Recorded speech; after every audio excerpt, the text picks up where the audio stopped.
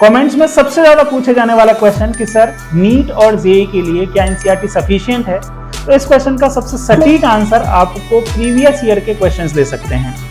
अगर मैं नीट की बात करूं, नीट में भी नीट केमिस्ट्री के 50 क्वेश्चंस को एनालिसिस करते हैं तो आप पाएंगे कि प्रीवियस ईयर्स में सभी के सभी क्वेश्चंस एनसीईआरटी से ही आए। जैसे नीट 2023 में क्लास 11th की एनसीईआरटी के फर्स्ट पार्ट से 11 क्वेश्चंस थे, वहीं पार्ट 2 से 12 क्वेश्चंस थे। क्लास 12th की एनसीईआरटी के फर्स्ट पार्ट से 15 क्वेश्चन और पार्ट 2 से 12 क्वेश्चंस थे। इसी तरह का लगभग सेम पैटर्न नीट 2022 में भी रिपीट हुआ था। जैसे क्लास 11th के पार्ट 1 में से 9 क्वेश्चंस थे, पार्ट 2 में से 12 क्वेश्चंस थे, क्लास 12th के पार्ट 1 में से 17 क्वेश्चंस थे और पार्ट 2 से 12 क्वेश्चंस थे। और इससे पहले वाले सालों का भी अगर आप एनालिसिस करेंगे तो लगभग ये ही पैटर्न आपको देखने को मिलेगा।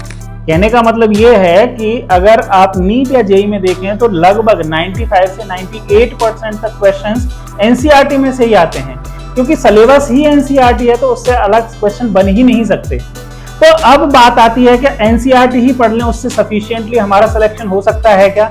तो एक बात आपको यहाँ पे ध्यान रखनी है कि एनसीईआरटी को पढ़ने का जो तरीका होता है वो बोर्ड के लिए अलग होता है, वहीं कॉम्पिटिटिव एग्जाम जैसे नीट या जेईई के लिए एनसीईआरटी को पढ़ने की अप्रोच बिल्कुल डिफरेंट होती है। इसी तरह से अलग अलग subjects physics, chemistry, math, biology, इनको पढ़ने का या इनका अप्रोच जो होता है एनसीईआरटी को पढ़ने का वो बिल्कुल अलग अलग होता है। तो नेक्स्ट वीडियो में हम एनसीईआरटी को नीट और जेईई के लिए पढ़ने की बेस्ट अप्रोच डिस्कस करेंगे।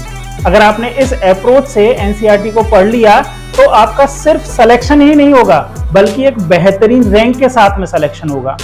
तो चलिए फिर मिलते हैं नेक्स्ट वीडियो के साथ में। Thank you.